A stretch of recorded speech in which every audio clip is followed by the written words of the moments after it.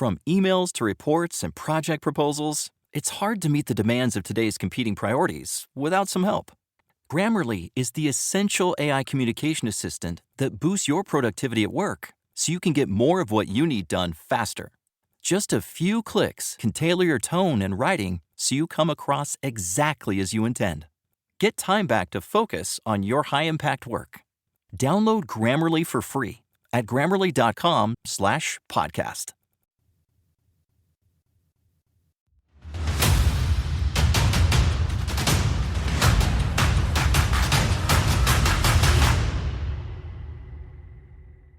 Our next guest from Mission, British Columbia.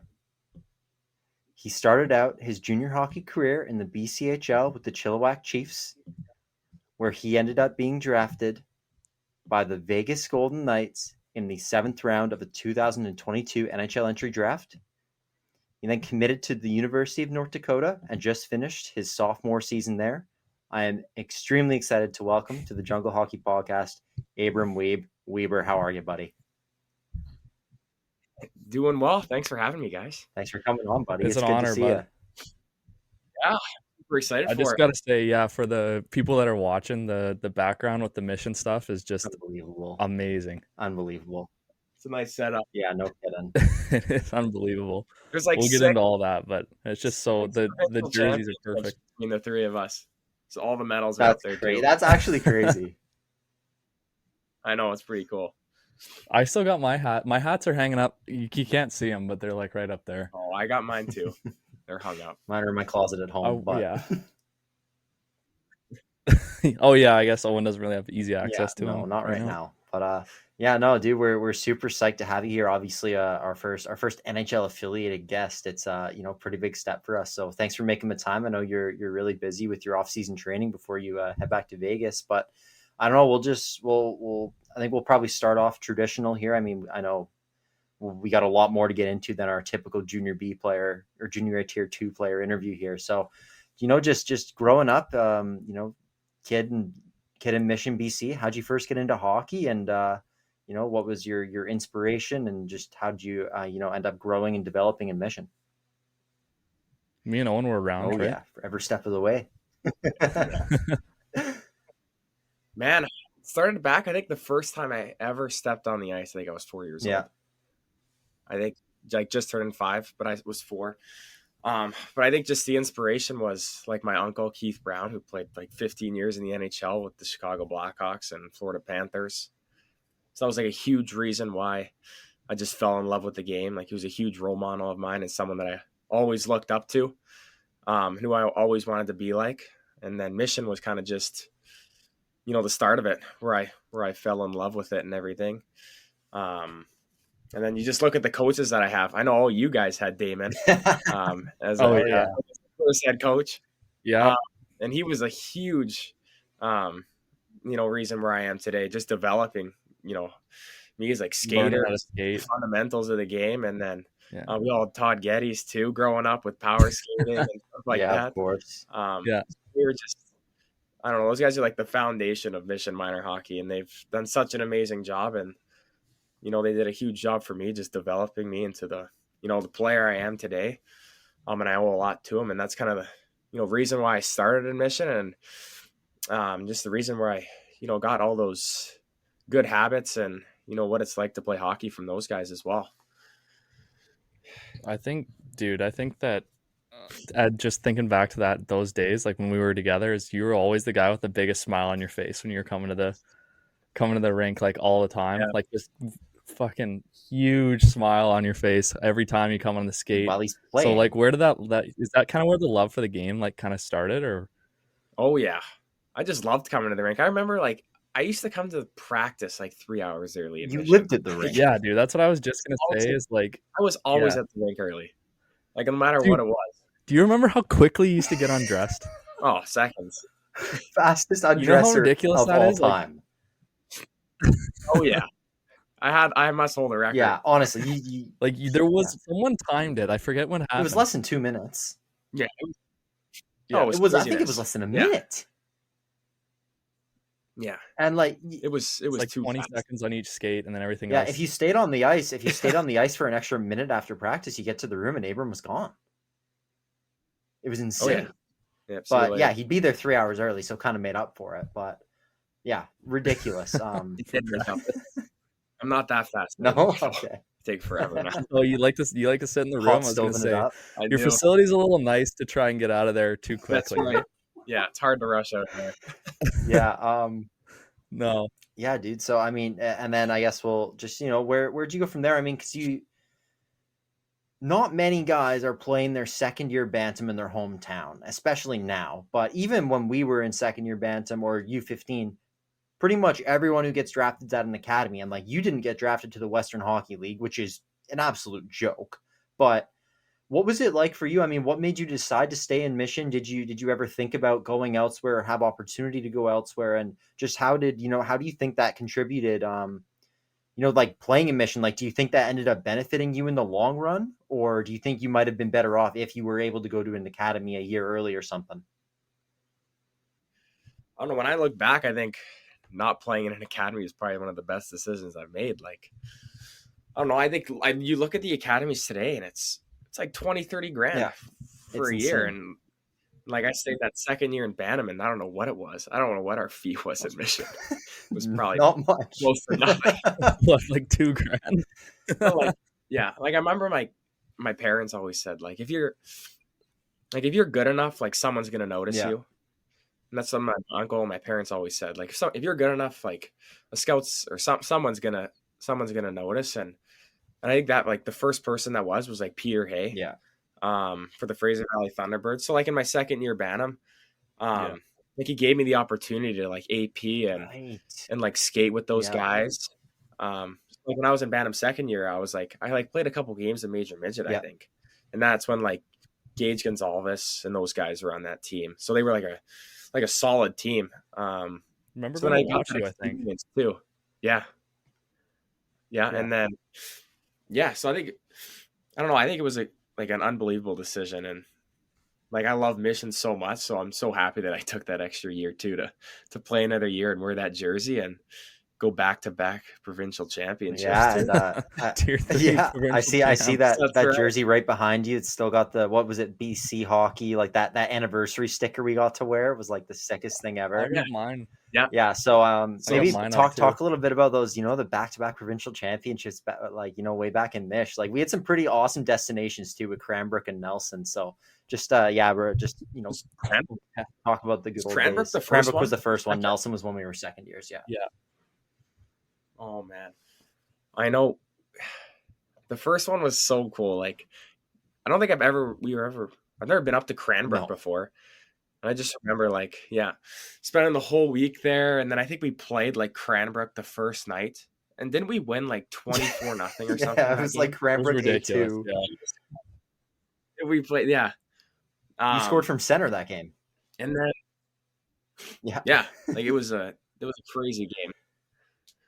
I don't know. I think it was just so cool because like you always heard like Mission never had won one. And I know like the year before when Gage played in Mission, like I think they were in the tier 2 or provincial championships, and it was held in Mission. We all went to watch.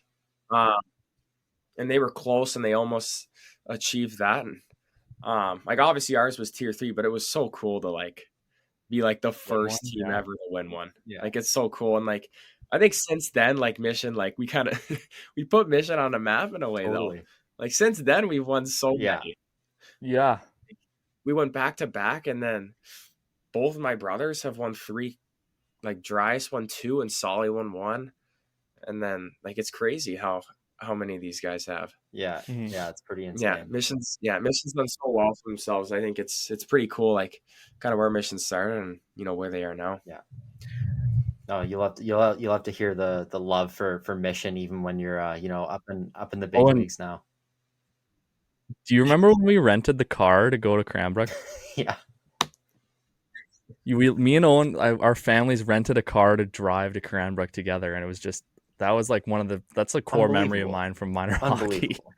I gotta say, and the dyeing, our hair was all blonde and shit. Like we just looked horrible. Your hair basically didn't even change, bro. Me and Owen's turned orange Yeah. because our hair is so Yeah, dark. I went orange. Yeah. Or yellow. Yeah. It was not blonde. No, not bleach blonde at all. It was pretty rough, honestly. I remember like I had really long hair when I first got it dyed, and it looked so like orange. Right. It was brutal. I basically cut all my hair off the next day. I think got it really short. I got the 17 shaved in the side of my head. And then I remember the next year, Nelson was the next year you were so against doing it again. We did frosted tips. Yeah, we did frosted tips. We dye our hair for the second year too. I think we did frosted tips, which is just brutal. That's what we did. Yeah, that was horrible. That was bad. We should have just gone all in. That was the Ethan Self year, the clutch Ethan Self goal to secure the back-to-back provincial championship in a hostile environment. That was unreal. Yeah, that was just incredible. A lot of good minor hockey memories from the old days. But eventually, obviously, you end up playing for the Fraser Valley Thunderbirds, and you already talked about Peter Hay. But just what did those years in that organization? Obviously, Joe was on your team for I think that whole time as well. Like in that organization, and what did those coaches really do for your development and playing in that league, and obviously unreal facilities for you guys as well in the Abbey Canucks rink. Yeah. Oh yeah. Yeah, like. First year minor midget, we had Travis Audie as our head coach. And that was it was an unbelievable year. Like it was like the first time I hadn't worn a miss injuries, so it was obviously a little weird. And then you're playing with guys too from all over the Fraser Valley as well. So that was pretty cool. And I don't know, it's kind of like the first time where, you're playing with guys that like everyone's good. Like there was no dead weight. Yeah, exactly. Like everyone was good. So, you're kind of able to see where you ranked up against guys. And like for me, I was given the opportunity throughout the entire year to like practice with the U18 team, which was Peter Hay's team. And then I suited up for quite a few games as well. So it kind of just gave me like, I guess the confidence, just moving back up and down to just, play well at that level. And it was kind of just time it just gave me the opportunity to grow my game as well as a defenseman. But at the time, though, I was tiny. Like, I wasn't. Yeah. I really didn't. Oh, you were skinny you were super skinny. Yeah. Like, I didn't really grow until I hit, like, Chilliwack first year. But, like, Peter. And then, like, after the U17 year, jumped to major midget. And that was kind of like a really good year as well. I was just. Peter, like, trusted me and, gave me a ton of opportunity to kind of showcase myself. And it was just such a good year, like such a good group of guys, both my years with the Thunderbirds. And it's such an amazing organization. And I'm so thankful that I was given the opportunity to play for them. I just wish you could go back in time and go through it again because I wish we had well, I guess you were already in Chilliwack at the time, but the COVID year just kind of screwed us. I know. And you guys were a good team that year as well. Yeah. Yeah. But I was going to say, I remember the day where it was like you decided that you were going to go play Chilliwack and not come back. And that would have been, and it was like, I'd already said bye to Owen because Owen had made the jump to Fraser Valley, or not Valley West. And then, the Outlaws, right? But then I was like, I'm going to leave Abram now. Abram's leaving me behind. So I was kind of like stuck in the middle. So, I guess kind of how did that process kind of come up? Because you did it pretty quick, obviously. And like, how did that first opportunity like kind of come across your plate? Like who reached out to you? And then kind of, how did it go like first year going into camp and stuff against a junior A level? I remember you saying Nanaimo was kind of where you were thinking to go at first. Is that am I remembering that right? Yeah, it was Nanaimo and Cranbrook were kind of like the two teams I was talking to. I think Salmon Arm as well. Oh, okay. Yeah. So I didn't really know because it was kind of like, I had to leave home and I've never left home before. So that kind of played a factor in it. And then I remember, I think it was summertime, and I got a call like from Brad Orhala, and he offered me like a spot on Chilliwack. Because when I played for the Thunderbirds major midget year, like I practiced like 3 times a week with them. Like I'd go up and during the days and practice at like 11 o'clock or something like that, or 1, and I would go up and practice with them. And I didn't really know if they were going to offer me, but then I got a call from Brad Orhella. And I remember the day I was on the deck, and he offered me a spot on the team as the 7th defenseman, and I took it right away. I said, like, I'm in, like, I want to be chief. Like, there was no doubt in my mind. Like, it wasn't like I'll get back to you or I'll take a couple hours or days. Like, it was no-brainer. I want to be chief. Took it right away. Yeah, it was a no-brainer for me, and turned out to be one of the best places that I could have played. Like, what an unbelievable organization. Yeah. And amazing coaches as well, with Maloney and Andrew Shaw and Brad Orhella. Like, they do an amazing job there. Yeah, WHL facilities. And I mean, you just said you got offered a spot as the 7th defenseman, and I know it ended up being the COVID year, but 11 points in 20 games, that's not 7th defenseman numbers. So how did you end up, go from, I mean, obviously, even from minor midget to major midget, you took a huge jump in your offensive game. I think you had better numbers in major than in minor. And then obviously, So how do you go from being the 7th defenseman in the summer to, being half a point per game and one of the, higher scoring defensemen on the team? Like, that was a crazy year though. 'Cause like, when did we start playing games? Oh, I don't know what it would have been in January, BC. was it? I got no idea. No, it was, dude. You remember the bubble that we were going to do, Wiebe? Yeah. And it was like, we were going to, were you on? I thought you jumped to Chilliwack by then. Were you on that? He was team? on Chilliwack by then. No, I was in Chilliwack for COVID. Yeah, you were on Chilliwack by then. But for us, it was like you either you had to declare to go to like a BCHL team by a certain date and then go in quarantine. Yeah. And then you guys had a bubble. And was one of them in Chilliwack or was it in Penticton? Chilliwack. One was in Chilliwack. It was us, Barrett, and Prince George. That's it. That's crazy. It was crazy because like, you made that. I remember coming in as a first year, and like, our roster at first was stacked. Like, we had like Ayrton Martino, who was on our team, and Massimo Rizzo. Like, Ethan Bowen was on our team. Like, we were like filthy. We had good players. Yeah, like Keenan Draper was on our team as well. Like, we had some good players. That's like 4 And, NHL draft picks. I know. It was craziness. Like, even like Hudson Thornton too was on. He was a defenseman, and he was there my first year. And it was crazy because, like, once COVID hit, I think the USHL like started playing at some point before Christmas. They played earlier. I remember that. So a ton of guys left. So then we had to pick guys like from the OJ and the MJ. So that kind of like gave me like an opportunity to move up in the lineup before the season even started. Because all we did like was practice and work out like every day for 5 months. And then we played 30 games in 30 days. It felt like it was absolute. But like, I remember I came in the Chilliwack at like 165 or something, like 170. And like, I gained like 20 pounds that year. Like, I just like took the opportunity to like, we weren't playing. So I just tried to get like as big as I could. And I was in the gym every single day and then skating extra, just kind of like doing whatever I could to just stay in shape and then be the best player I could be for that upcoming season. Cause it was a big year for me. And it ended up being like a real year as well. So yeah, it was unbelievable. Like, but it was like hard playing like Merritt and Prince George 10 times. I was gonna say, what were the score lines like? Like, you were not.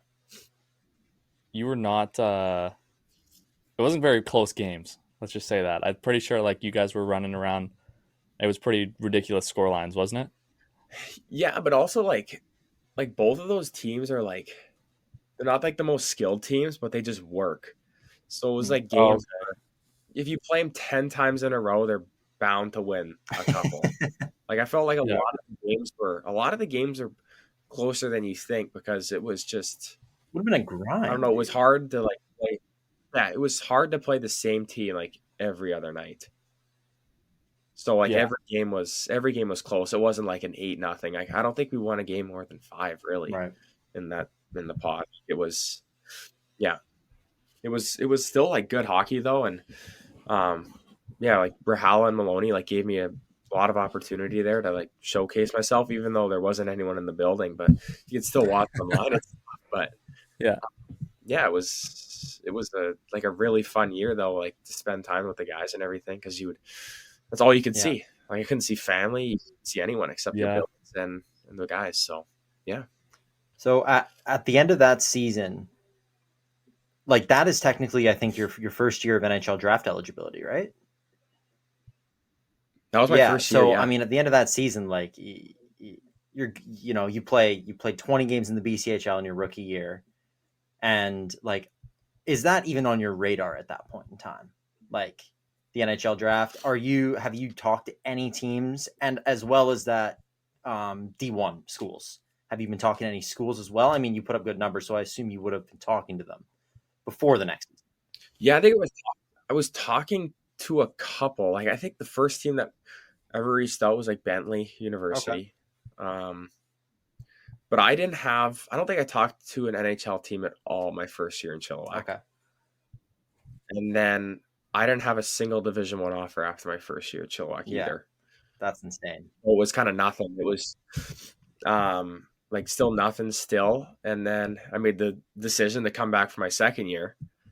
And that's when COVID was finally like, we could play. So we had training camp and main camp and everything. And you were seeing guys try out now, which was good. And we had a really good team as well. And I think a lot of guys that left, like came back. I know like Keenan Draper was a guy that left to go play in the USHL to play more games. Then he came back. So I was able to play with him. So we had a really good team that year. And that's I had a really good summer training with Vic with the fitness lab and skating. I think I skated with Andrew Shaw that summer in Chilliwack. And the second year, I think just like the first year was just to gain like knowledge of the league and everything and kind of what it was like, because everyone's bigger, stronger, and faster every time you move up a level. So it was a huge adjustment, but I just used that to just learn, and then head into my second year, I just used it to my advantage and kind of just kept the confidence going from my first year into my second year. And I ended up having like a really good start to the season. And then kind of when showcase came around, I had a really good showcase. And then I had like a ton of offers from Division I schools. Like I remember I got my first offer was like from Northern Michigan. And I think it was 70%. Yeah. Or 75%. And like, I was like, okay. Like, I might take this because like I had never gotten it before, and it was just so new to me. It was so new to my parents and everything, and like who would have thought I'd get 75% off university and go play Division I hockey? Like, of it was course. Unbelievable. Yeah. And then I think it just talked to my coaches, and it was just like I got tons of time to make a decision. Like, don't rush anything. Then I ended up talking to quite a few schools, and then NHL teams were reaching out where I did just do questionnaires and stuff like that. But no like Zoom calls or anything. It's more of just you get an email from a team and they kind of just want to get to know you. The offers, is this just emails too, or are you getting like letters in the mail or something? No, they're usually emails from NHL teams, yeah. And D1 and Division I teams as well. Gotcha. Or Division I teams more of a text message. Oh wow, okay. They'll either call you. Yeah. Okay. So I put a lot of time like talking to Division I teams and everything like that. And then I narrowed it down to Nodak, Minnesota State, Northeastern, and Omaha. I was talking to a couple like Big Ten schools. I just didn't think like that was the right fit for me. No Penn State, bud. No Did party Penn school. State Or even what? have a team at that point? Or were they still ACHA? Yeah. Oh, of course, How dude. long have they had a team? Yeah. It's gotta be 10 geez, years. okay. I'm way out of the loop on that one. Forget that.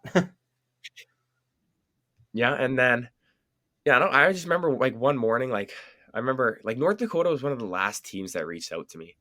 Like I remember after the showcase, like I talked to like a handful of teams, and like North Dakota like didn't come to any games really. I don't know. I don't remember ever seeing them or talking to them. And I remember getting a text from Brad Berry, and then I had a phone call with them the next day, then a Zoom call. And then I ended up doing like a Zoom visit with all four of those schools. And then that's when I decided, like I woke up the next morning because I got like a tour of the facility on Zoom and everything. I woke up, I'm like, I'm going to Nodak. Like, it's a no-brainer Yeah. again. Like it's like the same as Chilliwack. Like it's a no-brainer. No, totally. I mean, with the And rough. I remember calling Maloney. Yeah, I called my Chilliwack coach and I was like, I'm going to Nodak. Like it was a pretty easy decision. Then I called Brad Barry and let him know. Yeah, it was just an unbelievable. Like it was such like a cool time being able to talk to teams, like because I didn't talk to any my first year, and then you go from that to having a really good start to the year to then you're talking to tons of teams, and then next thing you know, you have a full ride scholarship to North Dakota. It's like kind of like a like total like exponential growth. Like Yeah. you got 175% offer, and then all of a sudden you're getting teams banging down the door to come and get you. I know, it was like I never would have thought that, and it's just it's so cool. I still look back and it's just unreal. Yeah, This is awesome, dude. Yeah, that's incredible. Well, I was gonna say a lot of people in our audience know what it's like to go to. If we're done talking about junior, Owen, I don't know. I'm kind of going to move on to college. Yeah, that's my. I mean, I can I ask one more junior thing then?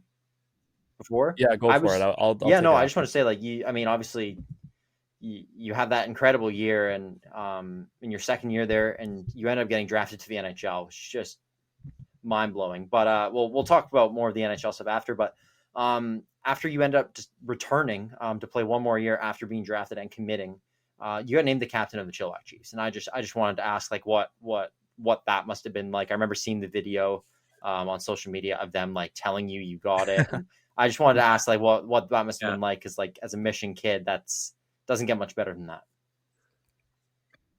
I know. Like I remember sitting on the couch, and I remember Nodak called me, and I'm sitting on the deck, and he goes like, "Congrats," and I'm like, "What? Like, what do you mean?" And he goes, "Well, you named the captain of the Chiefs." And then I was like, "Who told you that?" And he goes, "Oh, like, I don't think I was supposed to say that." And I'm like, thanks for telling me. And then like 24 hours later, like Maloney called me into his office in Chilliwack. So I drove down, and they named me the captain. Like they brought in my jersey and everything like that. So it was like so cool. Cause like you come in as a rookie, and like you grow up like watching juniors, and then it's just like everyone's just so good. And then next thing you know, you look at yourself and like you're the captain of the team. It's just so cool. Like I was so thankful that I was like given the opportunity to lead that team. And it was just coming from Mission 2, and then like who would have thought I'd be the captain of a junior A program like Chilliwack, because it's such an amazing organization. So it was surreal. Like one of the few local guys left probably at that point, too. Yeah, that's awesome. Okay, sorry. Now go ahead, Joe.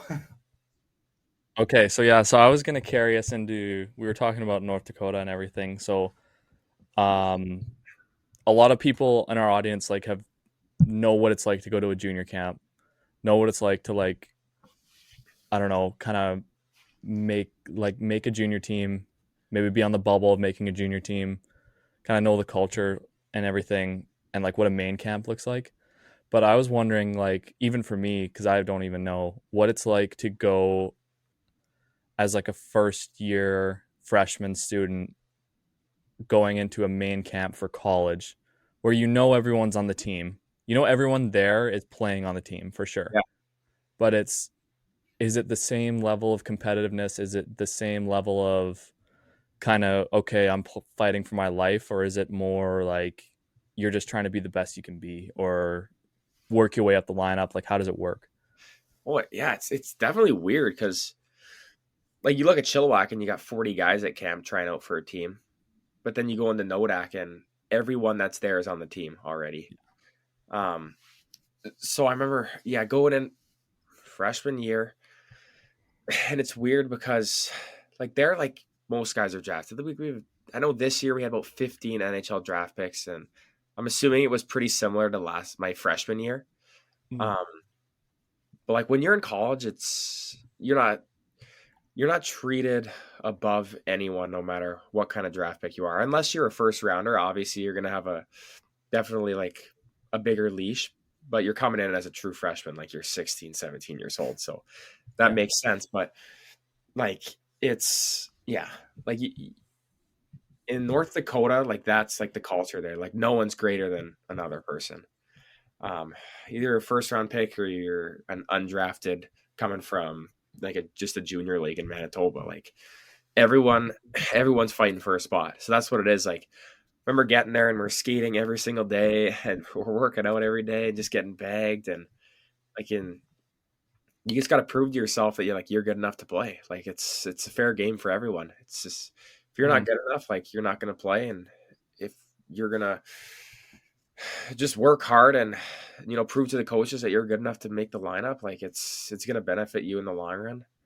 And I remember like freshman year, like there was 4 freshmen that came in, and then we had 8 new defensemen. Like every player was new. We had 4 transfer defensemen. Jeez. Wow.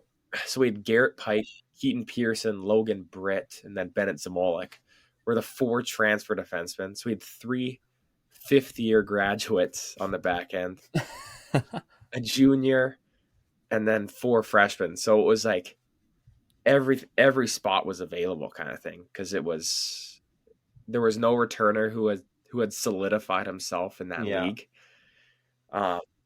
Most guys were coming, like we had a guy come from the Big Ten, so Michigan, and then a couple other guys from like lower end divisions in college hockey.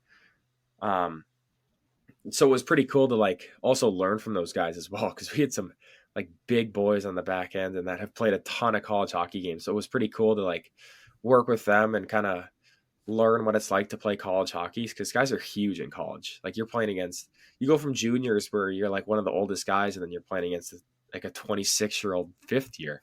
Like it's craziness. So it was such an amazing freshman year, like a great group of guys.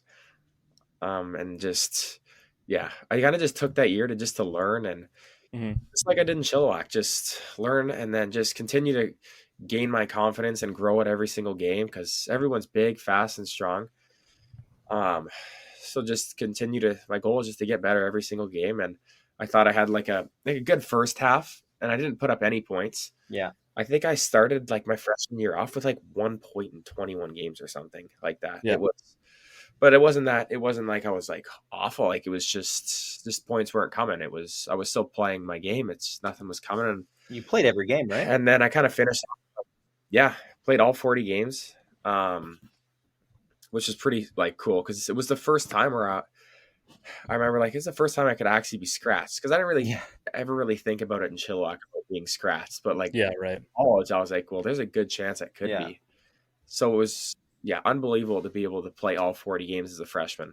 It was pretty cool, but it's such an amazing program. But like just back to what I said, like the first half was 1-21, and then second half I don't remember what I had, but I just remember just coming after Christmas, and I just found the game just a lot better. I think I was just comfortable with it, and I kind of just continued to grow my confidence. And I think that's when I continued to, just kind of excel a little bit. And I got a lot more opportunity playing on the PK and stuff like that. And I got a couple opportunities on the power play as well. So just like Brad Berry as well. And our coach, Dylan Simpson, just trusted me and gave me the opportunity to get better every single day. So nice. That's awesome. What was that first, you didn't see the campus or like anything like before, you said virtually, right?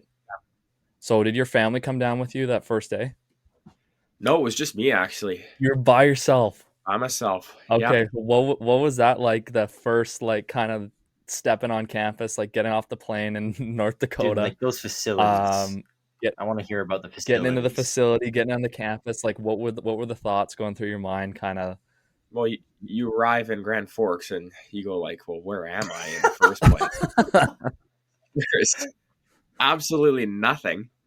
It's just, there's no mountains, there's nothing, just it's cold, windy. Then like you turn a corner and you see like the most beautiful building you've ever seen in your life. It's like where did this come from? Like it's unbelievable. Like I remember walking into the arena and they kind of just showed me the rink first, and you look at it and it's a full size NHL bar. Like it's a little bit smaller. We hold like just over 12,000. That's insane still. But it's huge. That's more people than I thought. Yeah, and we hold Yeah, I mean, you got like the biggest scoreboard in North America. Like it's absolutely massive. What? Like you have to be there to experience how big our scoreboard is. Like it is unbelievable. Is that why you committed the biggest scoreboard in the league, or what? Part of it. And like and then you go downstairs and you like just like you think of like the college football gyms. Like when you think of like a nice gym, that's what you think about. And like ours is like unbelievable. You get like 12 squat racks. It just goes. It's like it's huge. Like you get a whole runway down the middle. Like it's unbelievable. A shooting room in the back. Then we got smoothie stations. And I gotta say, the only reason I can picture it is because of someone, I think Barstool did a walkthrough of everything. And Spin Chicklets, and I watched that YouTube video and I was like, oh, there's Weber's stall like over in the corner or whatever. Yeah. But anyway. They were there, and then like Jesse. Oh right, Pollock, Bar Down did it too. Yeah. Came too one day. Yeah, and was. Yeah, I remember you sent me a picture of Grinelli. Cool. Yeah, he was there. We spent quite a day with him as well. Yeah, I know, it's so cool. That's unreal. Yeah, like that bar. It's unbelievable. Like you have to like be there to experience it. Like you take a photo and it doesn't do it justice because it's just, that's awesome. Yeah, it's unbelievable. Like we're spoiled. Yeah, it's no, and then I mean the fans too, like the atmosphere. Like what's it like to play? Like what's a game day at the Ralph like for you guys? Oh, did you live on campus your first year, or was it? How does it set up? About that too. Well, I actually lucked out because if you come to college and you turn 20, coming into college, you can live off campus. 20, hey? It's 21 for us. Oh, is it?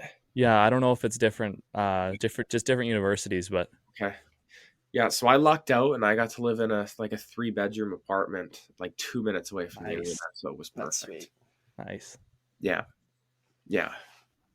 What were you saying, Owen? Oh, I was saying just like what like that atmosphere, like the fans, like North Dakota's like prestigious, obviously. Like that's like I think a lot of guys have like dream schools, like especially for like kids our age growing up, because they had such a nasty team. So like just what's it like to play a game there, like a home game against a big team, and like scoring a goal there? Like it must just be incredible. Yeah, like I know our first game was against Army West Point, but I'm going to skip that because I know our third game was against Minnesota, and that's like our biggest rivalry. Yeah. It goes back decades. Look at like the old videos of North Dakota and Minnesota playing. It's like crazy, just the fights and everything. And I remember showing up to the game. Before the game, it's like 8 a.m. because we got morning skate at 10. And there's like 100 people in line at the student section. 8 a.m. in the morning. That's awesome. What? Like there's people in tents. Like there's like a tradition there where there's like a group of people that stay in tents overnight before our games. They showed this in the YouTube video, in the Chicklets video. So every game day you'll see tents there. So they stay overnight and like hang out in the student section area. Yeah. But I remember, Minnesota, and it's just packed. Like, and it's boarding skate, but you can't get into morning skate, so it's empty in there. I remember going back home and having my nap, and like I'm nervous for this game because it's a huge rivalry, and like you don't want to be the person to like put a pizza up the middle, against Minnesota, and I remember coming to the game. It's like 4:00 ish, and our game's at 7, and like there's got to be like 1,000 students like packed up like all the way down the road. Like it's craziness, more than 1,000, but and like going from Chilliwack where you step onto the ice in warm-ups, and there's maybe 2,000 fans there, on 2,000-3,000 fans on a good day in Chilliwack. On a good day, and I remember stepping out usually like in warm-ups. It's not like super packed. I'd say maybe there's like 2,000-3,000 people there for warm-ups. And I remember stepping out for warm-ups against Minnesota, and it was sold out. Every single person was in the stands. That's awesome. Like like I'm warming up and there's 12,000 fans. It's a sold out warm They up. showed the video of those. They open the doors and it's like first come first serve for the seats. Right. Yeah, for student section it is. For student section. Yeah. And so like they like all bolted straight down to like it's like a riot to try and get a good seat. Yeah, I remember sitting on the bench because we do a puck toss kind of at like the 60-minute mark, and at the 60-minute mark is when the student doors open. And I remember like for that game, they were like, okay, like student doors have now opened. And you just see just a crowd just flying down the stairs trying to get their spots. Like, it was crazy. Like it's awesome. That's incredible. It's so cool. Yeah, man. Well, yeah. Sorry. But then, go ahead. No, I was gonna go then because you brought up like scoring a goal there. Yeah. And I didn't score a goal at the Ralph my first year. My first goal was against Colorado College in Colorado. Yeah. And then my parents came out to Boston University this year with all my family. Like my uncles and aunties came, and we went up 3-0 against Boston University. And then off a face-off, someone hit me for a 1T at the top of the circles against Boston University, and I scored my first goal at the Ralph, and my family was there. That was the only 2 games they went to that season. No way. Or this season. That's awesome. So cool. Yeah. Yeah, I remember you got that little shout out on, a partial shout out on Chicklets after that BU series, but it was a bit of an interesting one. Abram Wiebe. Yeah, that's right.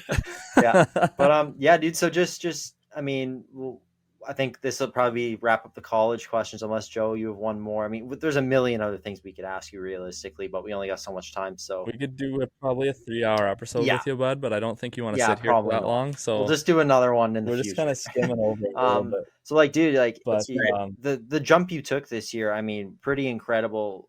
When you look at like the stat comparison, obviously you played a massive role in the team's success this year, and so just, what was that like for you to just like really step up in a different role this year? And at the end of the season, was there, it's kind of a double question, I guess, but was there any thoughts of potentially going pro, or was it always like, I'm playing at least one more year?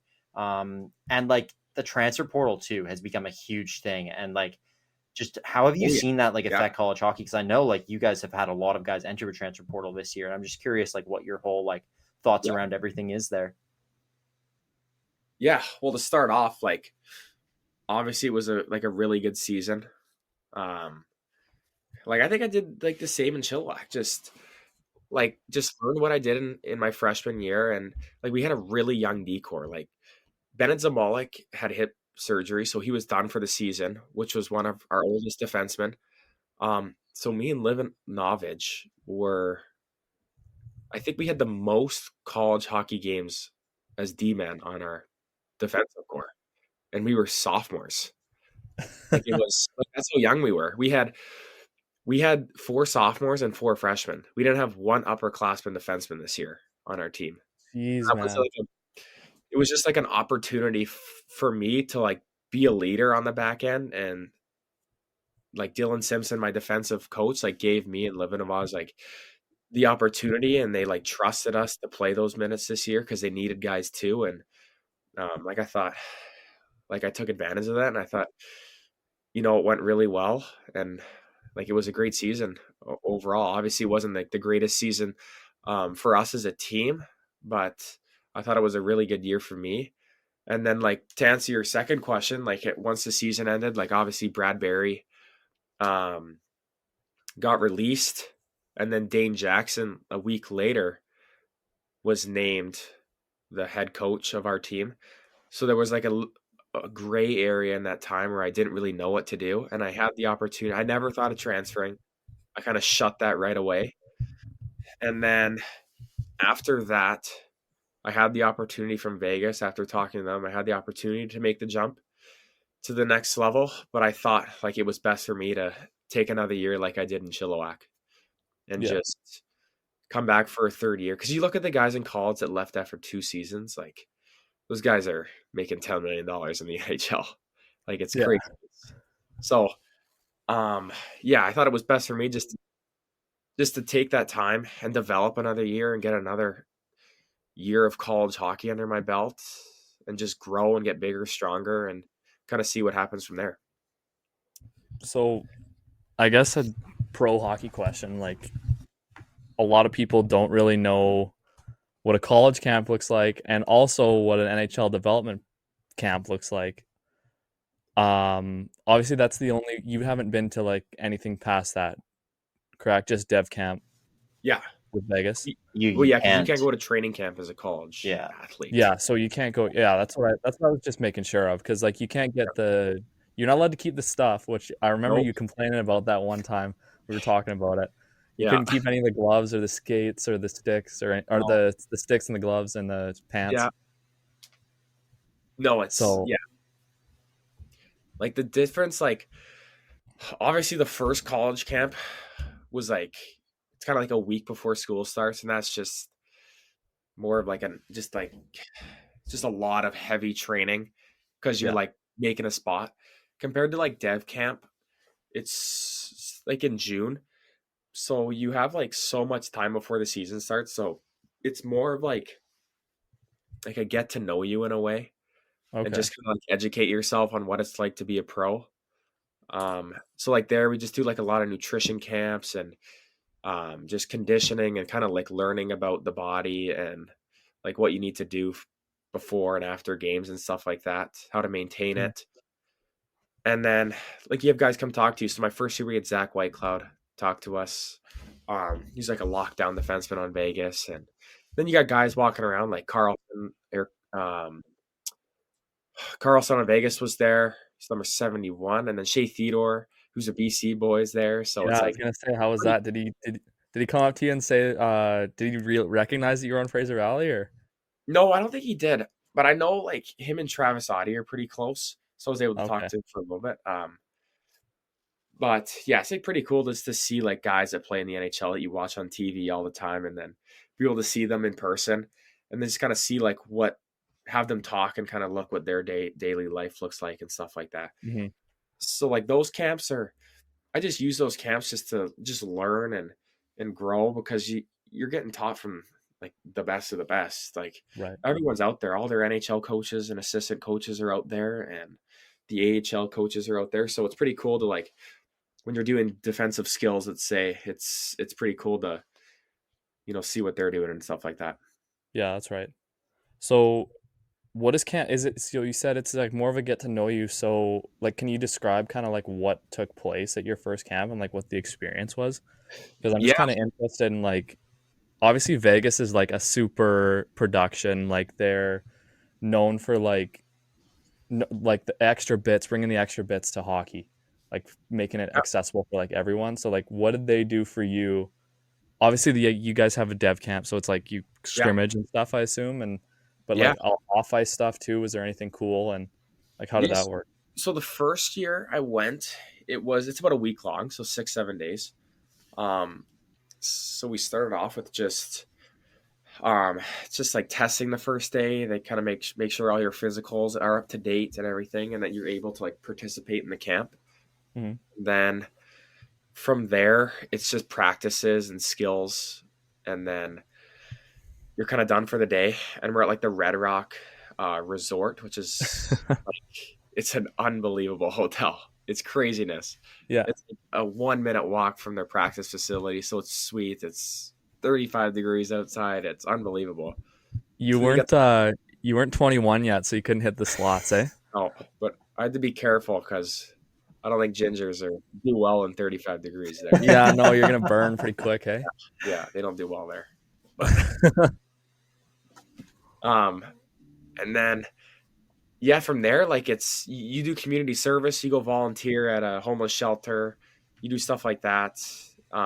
Get to know the prospects, and like that was like Vegas was like the first time where I was able to like build relationships and like get to know players that were like not from North America. Like you're playing guys from like Finland and Sweden, and like it's so cool. Right? Yeah, of course. And like and you got guys that play like you got guys that play in the KHL like that are from Russia. Like it's so cool to like see just players from all over the world.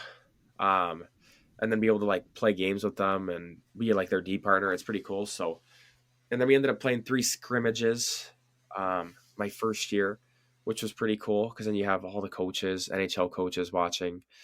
Like I remember like their owners too, like Kelly McCrimmon and George McPhee are like watching too. So it's pretty cool like to see all those guys like watching you scrimmage. Yeah. So it's such a cool experience. It's unbelievable. That's so awesome, man. I remember you telling me about going to a baseball game too. Yeah, we went to a baseball game, and I swear it was like 45 degrees outside because I barely lasted the inning. Like it was awful. Yeah. But it's so sick because it's AAA ball. I think they're like the Las Vegas Aviators. Yeah. I forget who they're affiliated with. Do you remember? Oh, I don't know. I'd have to look that one up. Yeah, I don't really remember either. It's yeah, it's sick ball. I think I watched like 7 innings of that game, and it was like it's so cool because you got guys that like are on that team that have played a couple hundred games in the MLB. So like it's good ball. Yeah, it's good ball. Yeah, it's really cool. But it was awesome. that day. That's cool, dude. And then anything else special happen, or is it just that's kind of it? And it's like, how long is it? A week? Yeah, it's about a week long. Yeah. Like Saturday, okay. and then you leave. Yeah, the Saturday. And then so they sit you down and tell you what your plan is, kind of, and then you kind of decide. I guess you're now in a position where you can decide what you want to do with your career, right? Because they obviously want you. And does your career kind of, is it going to revolve around wanting to complete your degree, or is it more so you're more focused on playing pro? No, I think like schooling, obviously it's important to have as a backup plan, but like I've worked my whole life towards hockey, so that's something that comes first in this scenario. So like when I look back to the end of this season and kind of choosing, what I could do, I chose to go back instead of play pro, but that was to develop and get stronger faster because I believed that I needed that year. It wasn't because I wanted to finish my degree. And obviously I'll get the chance to do that now, but that wasn't really like a priority that I needed to do. Okay. Yeah. It's just kind of an extra perk of going back for another year and developing for another season. So exactly. That's awesome, dude. The NBA 82 game grind is done, and now the real fun begins. The NBA playoffs are here, and it's time for all the high stakes drama, clutch moments, and jaw dropping plays. I can't wait. If you're looking to make the playoffs even more exciting, DraftKings Sportsbook has you covered as an official sports betting partner of the NBA. Try placing a bet on your favorite player's performance. Will they drop 30, 40, or more? It's your call. I can see Luka Doncic going crazy in the playoffs for the Lakers after that trade. Will he take them all the way? Here's something special for first-timers. New DraftKings customers bet $5 to get $200 in bonus bets instantly. Make it a playoff run to remember with DraftKings. Download the DraftKings Sportsbook app and use code THPN. That's code THPN for new customers to get $200 in bonus bets when you bet just $5. Only on DraftKings. The crown is yours. Gambling problem? Call 1-800-GAMBLER. In New York, call 877-8-HOPE-NY or text HOPE-NY 467-369. In Connecticut, help is available for problem gambling. Call 888-789-7777 or visit ccpg.org. Please play responsibly. On behalf of Boot Hill Casino and Resort in Kansas, 21 and over. Age and eligibility varies by jurisdiction. Void in Ontario. Bonus bets expire 168 hours after issuance. For additional terms and responsible gaming resources, see dkng.co/ice. If you want to talk about the draft a little bit, like I know that's kind of stepping back a little bit, going back to junior days, but it's still related to the pro kind of thing. I remember watching the draft and seeing. I still have a video on my phone of when your name popped up, for Vegas there in the 7th. But I was watching, so I know I was watching. I was making sure to watch because you told me certain teams. Yeah. And you told me that you were going to go to a camp, even if you didn't get drafted. Yeah. So I was like making sure that I was on for that, and then it ended up coming true. But how did the pre-draft kind of process work, and like how did everything go? Like, did you know you were getting picked, or was it kind of 50-50 or a gamble, or like what? Yeah, like I had no idea. Like I knew there was going to be like a little bit of a chance. I remember talking to my advisor, and like he told me it was a 50-50. Like there's a good chance I might not get picked, and there's a good chance I might. So, but as the closer the draft came, I started talking to more teams. So I remember I talked to Pittsburgh quite a bit coming up before the draft, and then Vegas a lot. And I was already going to Vegas's development camp. Yeah. Even if I did not get drafted. And I remember sitting on my couch, and it hit the 7th round, and I was like, okay, like if I'm gonna go, like this is the round it's gonna be in. So I remember sitting on the couch, and it was like pick 207, 208.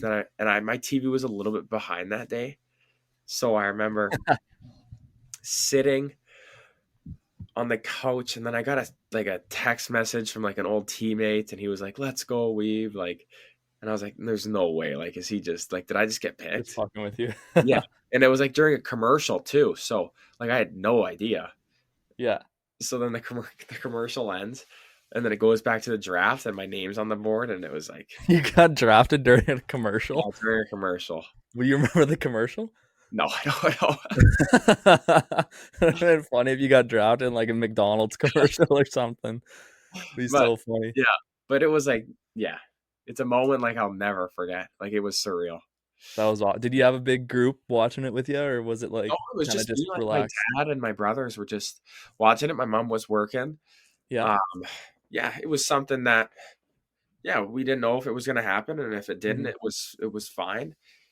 I still was going to North Dakota, so it wasn't the end of the world. And if it did, it was just just an extra, right? Yeah, exactly. So That's yeah, awesome, it's man. happy that it happened. Yeah. Yeah. I remember driving over to your place right after it happened and giving you a big hug. Yeah, I do. I remember that. Yeah. I know. Yeah, I remember Damon as well came over. It was pretty cool. Yeah. That was Yes. awesome, man. Well, It's just like it's so are you the second person to get drafted out of Mission, I guess, after Gage? No, I might be third. There was a guy before Dobson, maybe. He was like Chicago draft pick. I don't remember. Yeah. Sorry. He was one guy. I'd have to search it up, but there is one other guy. But yeah, Gage is doing how good is Gage, eh? It's unbelievable.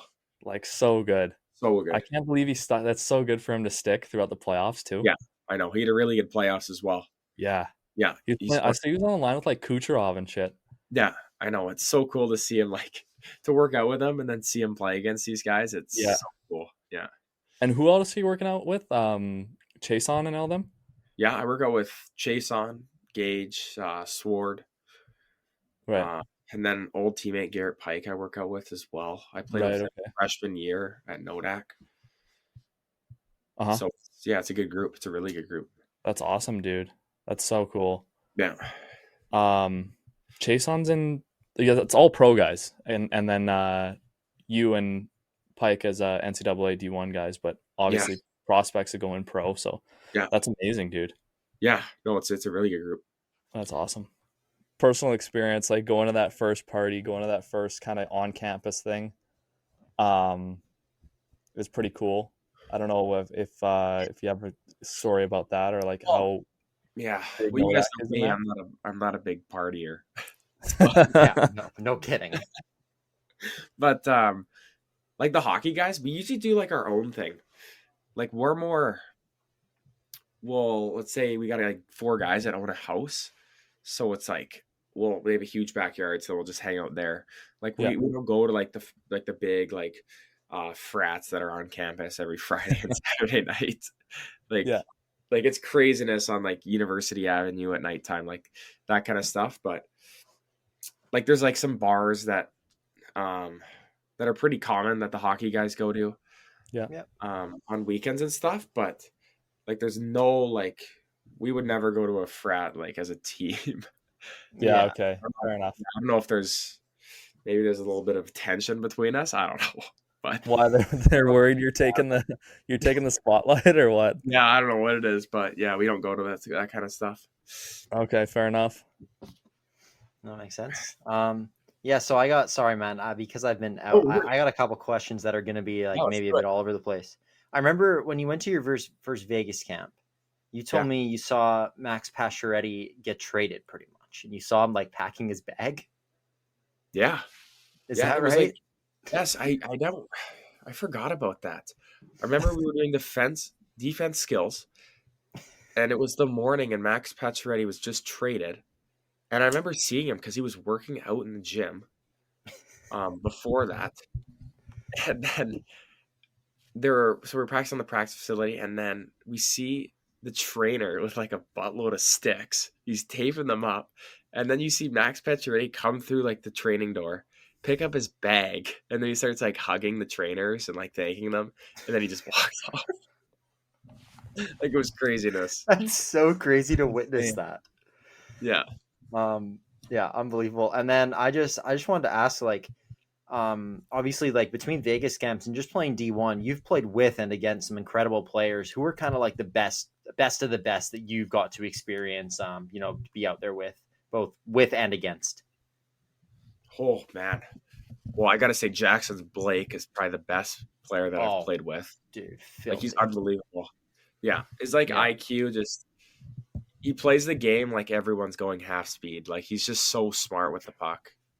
It's unbelievable. And he's such a good, like, skater, and like he can just stop on a dime. Like, and some, like, I'm trying to think of some guys that I played against, like this season, like Jozef on Denver is unbelievable. Yeah. And then I remember we played like Michigan last year, and like there's tons of guys in that team that were good. I remember like Rutger McGroarty, like he's just like a huge, like big, like power forward, and he's so skilled. Did the Penguins win the trade? I don't know. Maybe. Sorry. Yeah, I'm trying to think of some other guys. I remember we played Minnesota, and they had like Oliver Moore, and he can just fly. Snuggerud? Yeah. He was on Minnesota as well, the St. Louis draft pick. Rinzel? He's like, Sam Rinzel as well.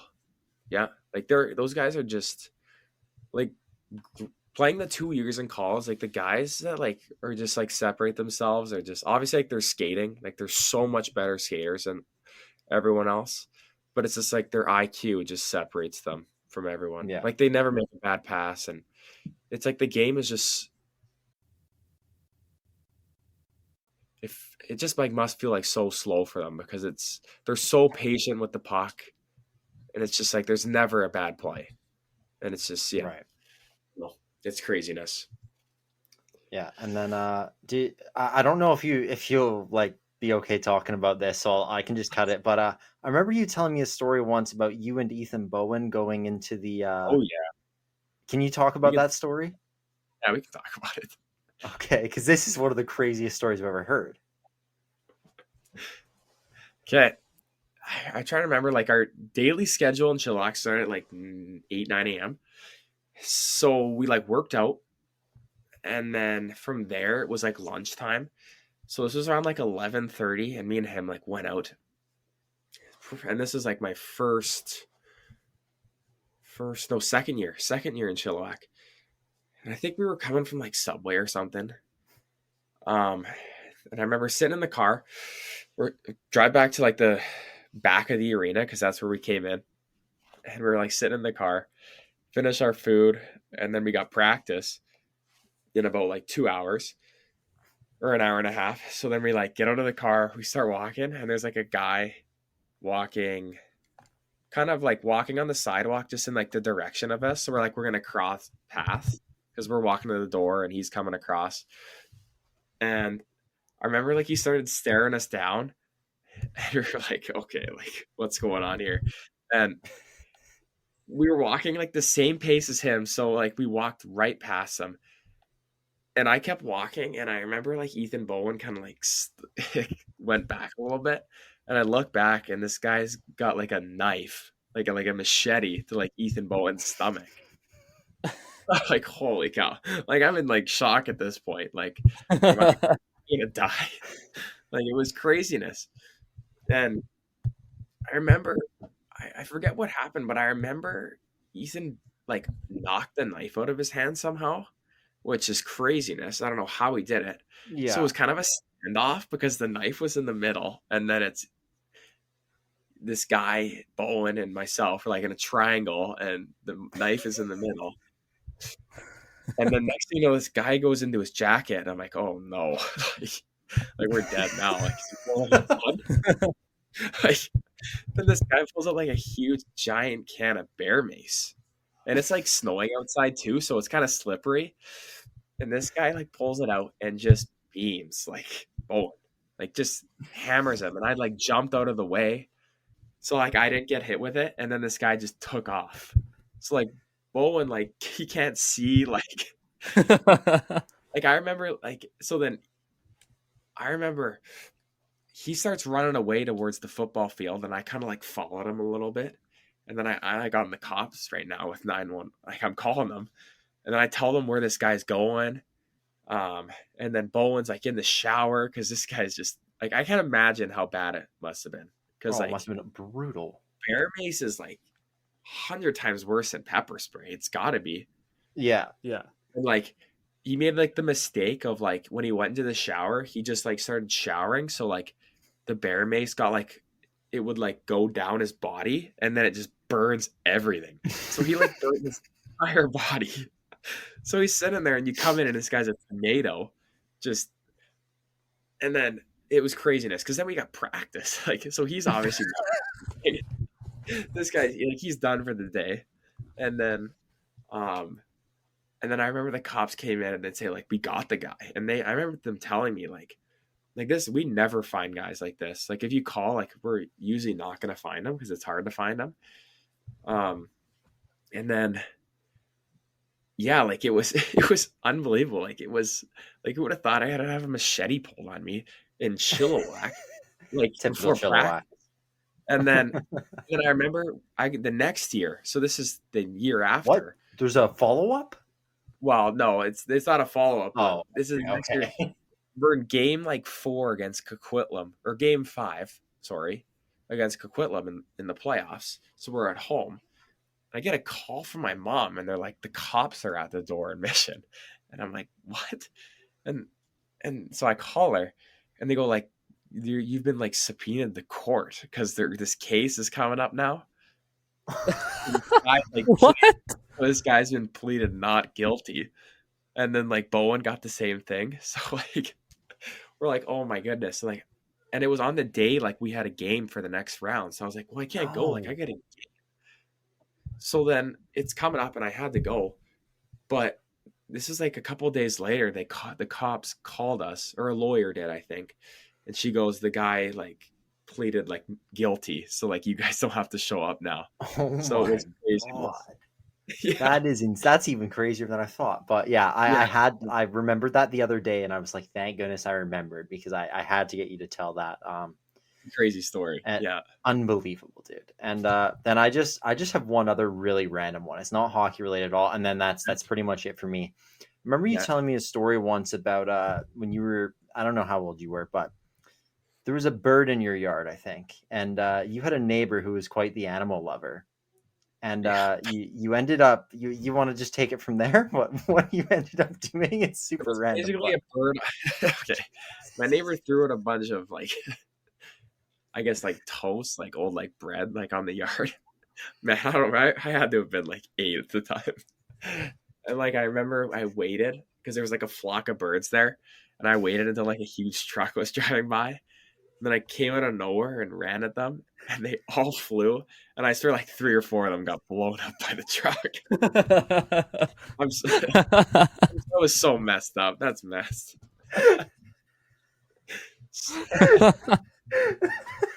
So bad. Oh my goodness. I didn't know you waited for the truck. I thought you were just like went to scare them, and then the truck happened to come by. No, it was a plan. There was a plan. It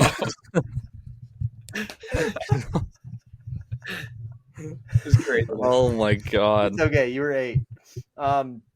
Yeah, no, that's all for me. Besides, we were coaching that camp once for Wes, and you drilled a little kid in the face when we were playing Bloody Knuckles. But yeah, that one. Yeah, that maybe was I'll bad. Straight face. I'll probably, dude, it was the funniest thing I've ever seen. I'll slide that clip into this video right now. Actually, yeah, you might as well. Yeah, so funny.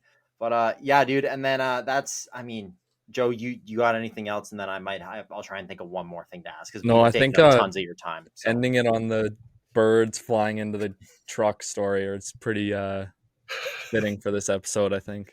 Yeah. Yeah, buddy. So I mean, yeah, you know what? That's good enough for me. We'll have you on in the future again. You know, if you're willing. When you and, sign your we can contract, get bud, we'll get you. there. You go. Oh, I'd There love we to be go. back. Do it, yeah. That's awesome, man. I appreciate. So, just thank you so much. I mean, this has been a long time in the making. Obviously, you've been so busy, but thanks a ton for making the time. This has been awesome, and it's just been great to sit down and chat with you again. Unfortunately, you know, you'll be gone before I get home. So again, like, all the best in Vegas again at camp and in your season this year. I am gonna do my best to make it out to the Ralph this year for a game. I gotta see that. But thanks a ton, buddy. It means a lot. Yeah, thanks for having me. Hey, if you're ever in Lindenwood, just give me a text. I'll come and I will. I'll make Frozen 4 actually, and then give me some tickets. There you I'll go. make the We'll drive. go out to Frozen 4. That's all right. Yeah, well, thanks for having me.